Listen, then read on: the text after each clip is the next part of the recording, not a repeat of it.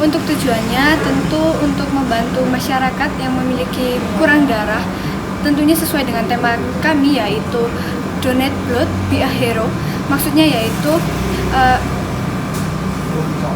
donorlah darah kalian untuk membantu para masyarakat yang kekurangan darah. Jadi jadilah pahlawan. Untuk persiapannya yaitu kita telah menyiapkan program kerja ini selama 1 bulan lebih 5 hari, dan itu kami terus follow up, dan tentunya kita telah berkoordinasi dengan baik dengan Kepala UUD Kota Malang.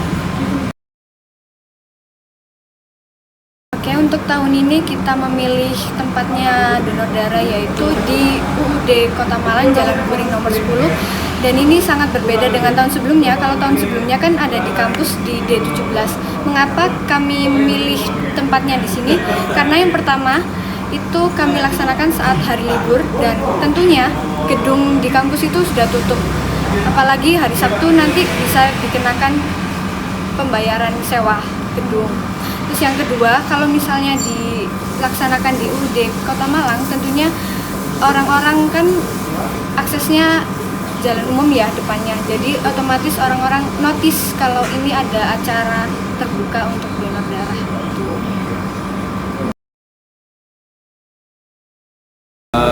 Pertama ya, yang kami lakukan adalah pertama dari diri kita sendiri. Itu inisiatif dari teman-teman HMD dulu untuk ikut andil dalam kegiatan donor darah, karena tidak hanya bisa membantu orang lain dengan donor darah, tapi kita juga merasa bisa terbantu karena darah kita juga bakal yang darah kotor kan juga diambil gitu. Jadi ya sama keuntungannya itu hampir sama gitu, untuk orang lain juga, untuk kita juga. Yang pertama ya, karena kami menyerahkan kembali kepada ahlinya, dan yang kami yakini adalah mungkin PMI adalah tempat yang tepat. Jadi dari awal memang kita berkomitmen untuk ya gimana kerjasama dengan PMI gitu. Jadi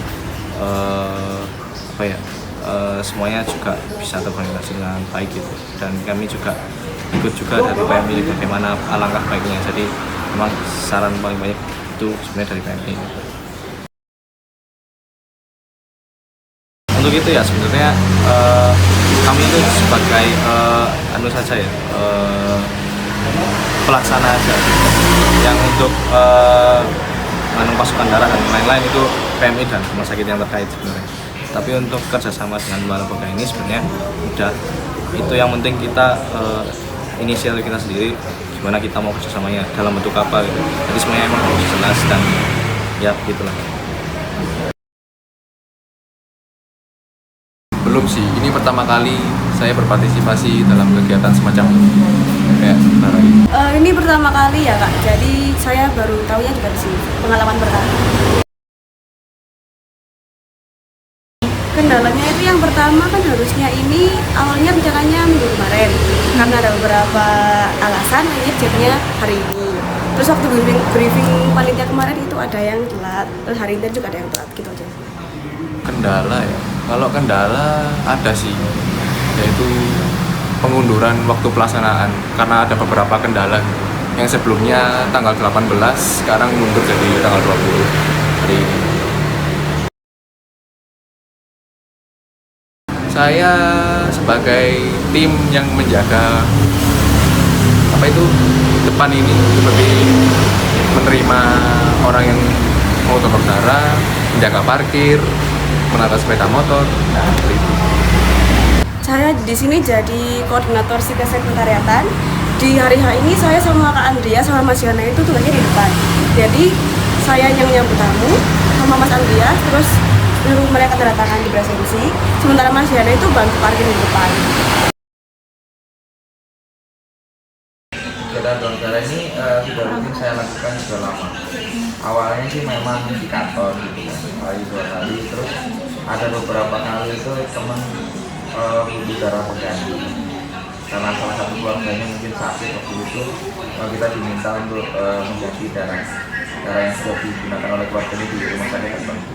Awalnya sih seperti itu, setelah itu alhamdulillah kita rutin.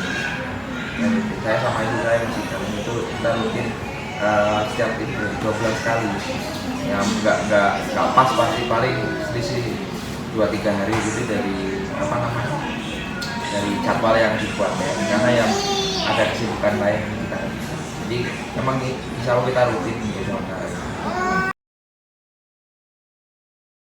Sebenarnya mungkin awal-awal ya mungkin akan kayak takut sakit atau apa, tapi ya diberaniin aja sih, soalnya kan nggak begitu sakit banget lah, paling kayak digigit semut katanya. Kalau cerita seperti itu sih dari awal sih kita donor darah itu ya nggak ada tendensi apa, karena memang kita niat buat sedekah.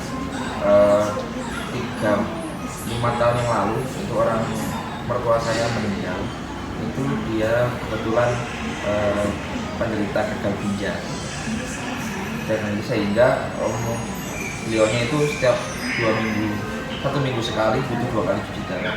Mungkin ya setiap kami donor darah seperti ini ya harapannya mungkin ada yang membutuhkan bisa terbantu lah sedikit dari donor darah yang kami berikan. Itu aja sih ceritanya.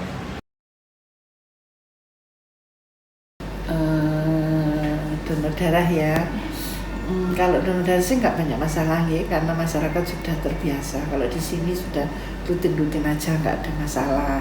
Yang banyak masalah itu bukan banyak ya, yang kadang-kadang timbul masalah itu kalau di mobil unit yang kita datang ke lapangan itu kadang-kadang tempatnya nggak memenuhi syarat. Misalnya di tempat terbuka itu kan ada debu, panas. Pada darah ini kan saya sensitif terhadap panas. Pendonornya juga gitu, kena angin gini gampang pingsan. Cuma itu aja. Jadi kalau memang kita melakukan mobil unit, kita minta tempatnya yang memenuhi syarat. Nanti darahnya rusak juga sayang. Iya. Sampai di sini dibuang. Iya. Kalau untuk pendonor syaratnya harus sehat. Jadi makanya dilakukan seleksi yang ada di periksa itu loh. Tadi sudah makan, lagi diarenda, itu yang isi formulir. Nah, itu formulir itu isinya satu adalah menanyakan tentang kesehatan pendonor. Yang kedua tentang kesehatan yang nantinya mungkin berpengaruh terhadap pasien untuk menjaga keamanan pasien. Jadi misalnya apakah pengguna narkoba, apakah seks bebas, kan di situ ada. Nah itu kan takutnya dia terinfeksi penyakit itu, ya nanti bisa menular ke pendonor. Walaupun sebetulnya insya Allah sih nggak bisa, karena selain ditanya-tanya gitu nanti darahnya itu diperiksa terhadap penyakit-penyakit yang mungkin menular lewat darah. 4 penyakit yang diwajibkan oleh WHO ya, sifilis, hepatitis B, hepatitis C, sama HIV. Selalu diperiksa, jadi insya Allah sudah darah yang keluar dari kami itu sudah bebas dari 4 penyakit. Kita itu kerja tim ya Mbak ya, jadi nggak ada satu bagian yang lebih penting dari bagian yang lain. Contohnya bagian rekrutmen donor itu adalah yang mencari donor, itu kan harus penyuluhan dan sebagainya. Apa bukti bahwa rekrutmen berhasil? Ya donornya selalu datang ke sini memenuhi kebutuhan darah kita, ya gitu. Nah setelah itu bagian yang mengambil darah itu kan juga harus bagus. Kalau enggak, ngambilnya nggak benar, macet, volumenya nggak memenuhi syarat, nggak bisa. Ya itulah. Apa bukti keberhasilannya? Ya semua pendonor bisa diambil dengan baik. Sebagian lain ya gitu, karena darah ini sangat rawan terhadap suhu. Ya kalau ada darah yang rusak karena suhu itu artinya mereka nggak bekerja dengan baik kan gitu. Iya. Jadi kita tim, karena darah yang kita ambil tuh dimulai dari orangnya di screening, diambil, diolah ya, dipisahkan itu sampai nanti disimpan sebelum dikeluarkan. Nyimpennya kan nggak sembarangan kalau darah. Caranya harus bagaimana, mana yang keluar dulu, mana yang keluar belakangan, sistem FIFO ya, tahu ya, first in, first out. Nah di sini namanya first FIFO, first expired, jadi yang expired dulu, tentunya sesuai dengan first in kan? Iya. Ya itu. Wah banyak sekali ya. Kalau pas darah kosong, ada bulan-bulan tertentu itu. Nah di Malang ini teman-teman mahasiswa ini banyak membantu kita dalam penyediaan darah. Susahnya kalau pas libur semester, mahasiswanya pada pulang, waduh. Nah itu gimana caranya kita menyasar yang kita tuju adalah pendonor yang dari RW, RT gitu. Pengalaman saya paling berat itu zaman COVID. Ya sampai kita antar jemput. Nah antar jemput pun satu mobil kan tidak boleh lebih dari 10 ketentuan COVID. Jadi di RT misalnya RT ini, RW ini, kelurahan ini ada yang berkumpul 8, kita ambil pakai mobil kita bawa sini, periksa, diambil, diantar pulang sampai segitu. Terus teman-teman mahasiswa biar tertarik gitu ya, kita beri flash disk kalau nggak salah waktu itu. Pokoknya yang berhasil diambil darahnya dapat hadiah flash disk. Terus kasus lagi yang ini bulan puasa. Kan banyak pendonor yang nggak donor karena puasa. Itu ya sulit. Padahal katanya kan tidak apa-apa secara agama donor itu gitu ya. Bagaimana caranya kita memotivasi mereka agar tetap donor dengan cara tertentu, bukan donor pertama kali, jadi tubuhnya kan udah biasa, donornya mendekati buka puasa gitu, itu ya banyak gitu. Yang paling berkesan terakhir itu zamannya plasma konvalesen yang untuk COVID.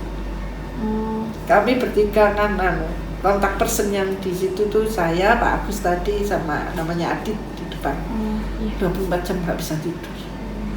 Ya terus diteleponi ada plasma konvalesen di UTD. Kan kita nggak bisa mencukupi banyak. Jadi saya harus nyari kan se-Jawa Timur. Tapi bukan saya pergi ke Jawa Timur, nelpon terus Gresik, Sidoarjo, Lumajang, Tulungagung itu. Kalau di sana ada, saya hubungi rumah sakitnya. Di Tulungagung ada, silakan diambil, sudah saya pesankan.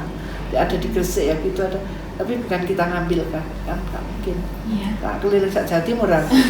Bukan aku sih teman-teman. Tapi kan ya waktunya habis di jalan. Harus waktu juga. Iya ya biar diambil rumah sakitnya sendiri atau pasiennya yang ngambil. Tapi kalau pasien kan nggak tahu tata cara ngambil, bisa-bisa tambah rusak. Iya.